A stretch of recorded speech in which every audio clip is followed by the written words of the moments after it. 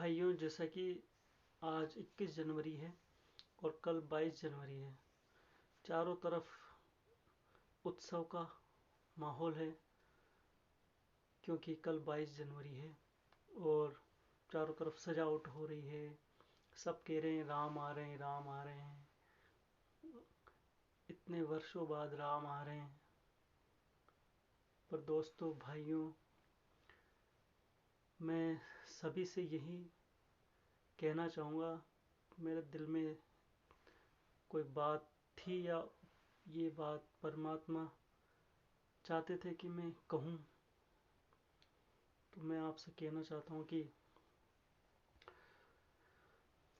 राम, प्रभु श्री राम के आने का जो उत्सव हम मना रहे हैं, वो उत्सव सार्थक तभी होगा जब वो राम सिर्फ केवल एक मंदिर में ना आके हम सबके अंदर आ जाए। आप सोचिए कितनी गहरी बात है। राम मंदिर में ना आके हमारे सबके अंदर राम आ जाए। समझ गए होंगे आप। हम सबके अंदर राम आए, जब सच्चा उत्सव होगा, जब सच्चा त्योहार माना जाएगा। क्योंकि मंदिर में तो राम पहले भी थे। अयोध्या में उनको एक स्थान मिल रहा है, मंदिर मिल रहा है, ये बहुत प्रसन्नता की बात है। पर भगवान राम भी तभी खुश होंगे जब हम सब उनके पद चिन्हों पे चलेंगे। प्रत्येक व्यक्ति में राम आए, इसका अर्थ है कि हम राम जैसी मर्यादाओं का पालन करें, राम जैसे शिक्षाओं का अनुसरण करें, राम जैसे पिता के वचन के लिए 14 वर्ष का जन्म वनवास भोगने को तैयार हो गए थे। राम ने अपनी संपत्ति की भी इच्छा नहीं की, सब कुछ भाइयों को सौंप के चले गए। तो कितना बड़ा उदाहरण दिया है उन्होंने। मतलब, तो जब हम राम की शिक्षाओं का अपने अंदर समावेश कर लेंगे, उनकी जैसी मर्यादा हमारे अंदर आ जाएगी ना। मैं कह रहा हूँ, देखो, मुझे खुद को एहसास हो रहा है कि शायद मेरे अंदर भी वो नहीं है शिक्षाएं, उन जैसी मर्यादाएं मेरे अंदर कहाँ से होगी। मैं तो बहुत तुच्छ प्राणी हूँ। मैं भी एक आपकी तरह इंसान हूँ। मुझसे भी जाने कितनी गलतियाँ हुई होगी, जाने कितनी होती है। परंतु मैंने ये महसूस किया कि राम आने का सच्चा अर्थ वही है जब हम सबके अंदर राम आ जाए। एक वो गाना भी है ना, हर नर में यहाँ राम है और हर नारी में यहाँ सीता है।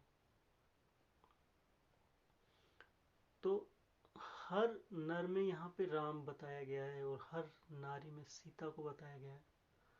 तो सच्चे अर्थों में राम का आना तभी होगा जब हम सबके अंदर राम आ जाए, उन जैसी शिक्षा हम धारण कर लें, उन जैसी मर्यादा हम धारण कर लें, तो समझो हमारे अंदर, सबके अंदर राम आ गया।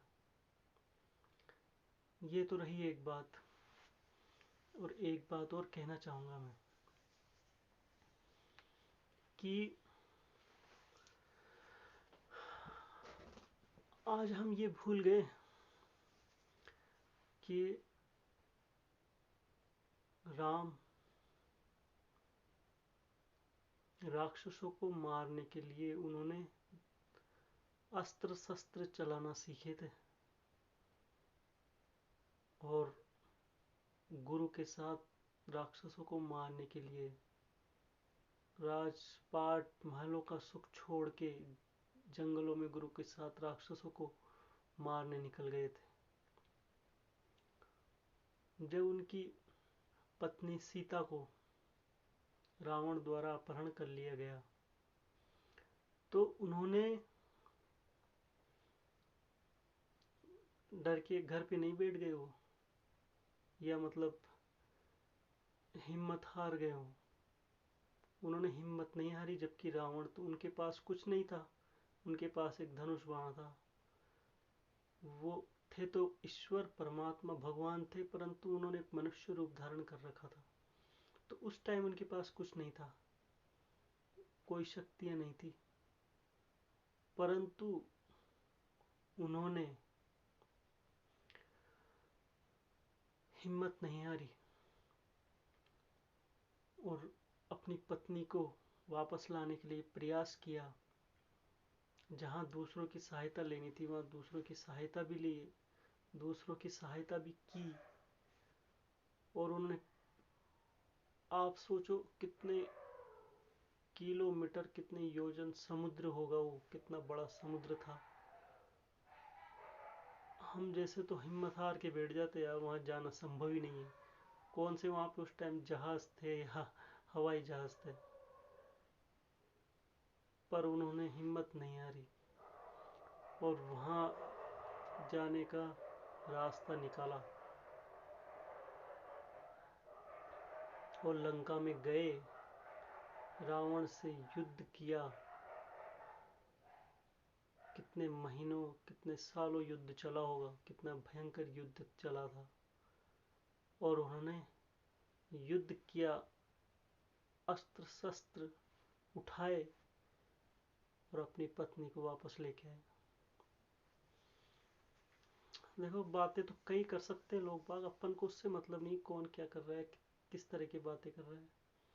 पर हमें जो शिक्षा लेनी चाहिए, राम, अपन कह रहे राम का इतना सम्मान करते हैं, राम आने की खुशियां मना रहे हैं, तो राम से ये शिक्षा भी लेनी चाहिए कि उन्होंने अस्त्र शस्त्र चलाए जीवन भर, अस्त्र शस्त्र, राम ने अस्त्र शस्त्र उठाया,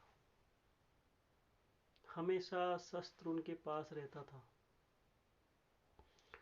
राम के पास शस्त्र रहता था किसी को मारने के लिए नहीं, वो किसी को, शस्त्र था तो ये थोड़े था कि उन्होंने अपनी शक्ति का प्रदर्शन दुर्बल व्यक्तियों पे, कमजोर लोगों पे किया, असहाय लोगों पे किया। शस्त्र था उनके पास जो अत्याचार करे, जो शक्ति का दुरुपयोग करे, जो अन्याय करे और समझाने पर भी नहीं समझे, जब अति हो जाए तब वो उस शक्ति का प्रयोग करते थे, अर्थात अपनी सुरक्षा के लिए उसका प्रयोग करते थे। तो कहने का तात्पर्य ये है कि आप अपने परिवार की रक्षा के लिए, अपने बच्चों की रक्षा के लिए, अपनी धर्म पत्नी की रक्षा के लिए, अपनी घर परिवार की रक्षा के लिए आपको शस्त्र उठाना ही पड़ेगा। अगर आपने शस्त्र नहीं उठाए तो आपको उठा दिया जाएगा इस संसार से। ये राम की सीख है। अगर वो शस्त्र नहीं उठाते,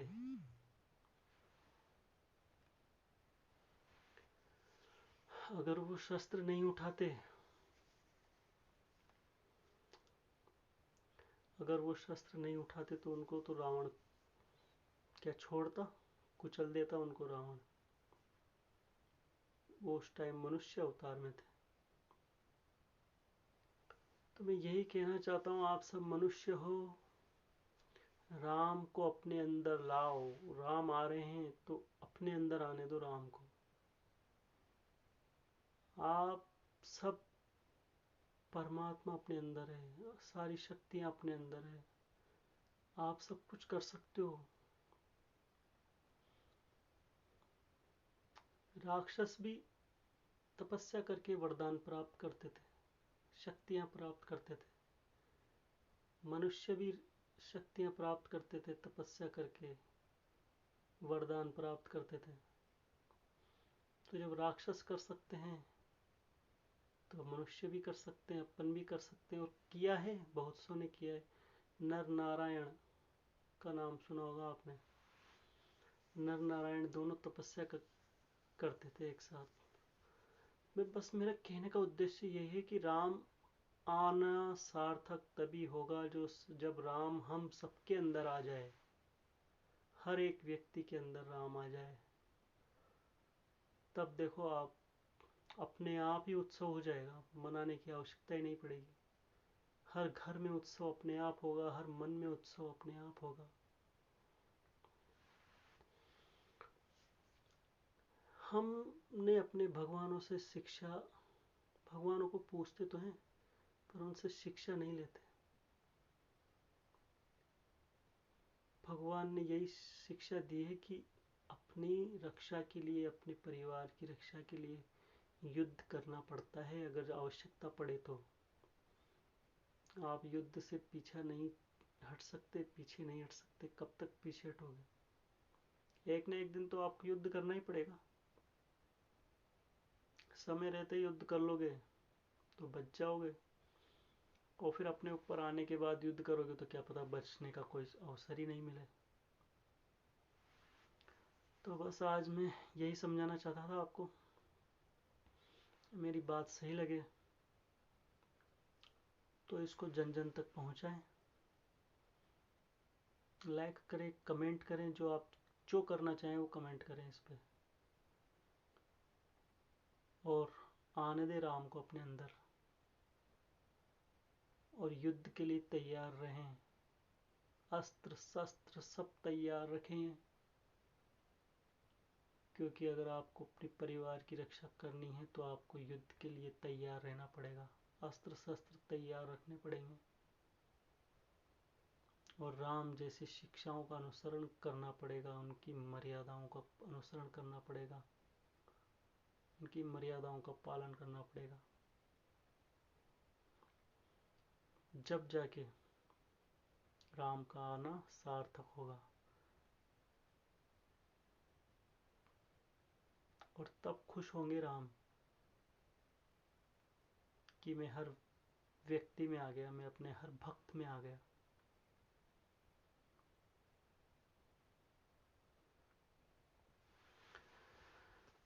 धन्यवाद। आज मुझे ये कहना था, मैंने ये वीडियो बनाया है। आपको अच्छे लगे तो आशीर्वाद दें। धन्यवाद।